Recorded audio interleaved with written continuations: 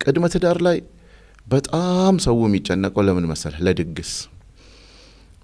ለድግስ ምን ጨነቀውን ያህል ለትዳራችን መጨነቅ አለብን።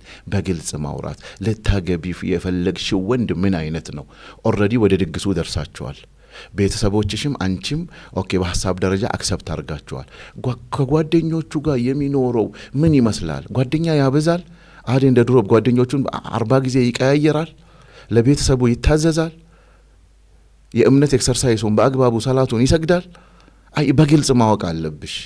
እነዚህ ነገሮች ቅድመ ትዳር ላይ እኛ አገር ላይ አልተለመዱም፣ ወይንም ሄደን የምናማክረው ድርጅት የለም። ሃይማኖታዊ ፓርቱን አሟላን። እሺ አላህን የሚፈራ እምነቱን በትክክል ኤክሰርሳይዝ የሚያደርግ ዘን ካራክተር የሚባል ነገር አብሮት አለ። ማንነት የየቀን እምነት ደግሞ በየቀኑ በምትሰራው ነገር ነው የሚገለጸው። እምነት ደረቅ አይደለም፣ ሪያሊቲ ነው፣ የምትኖረው ነገር ነው። እሺ ይሄ ሰውዬ ኦኬ ጥሩ ሃይማኖተኛ ነው። እሺ እቺኛውን ፓርት ራይት ስጪው። ከአባት ከእናቱ ጋር ያለው ግንኙነት ምን ይመስላል?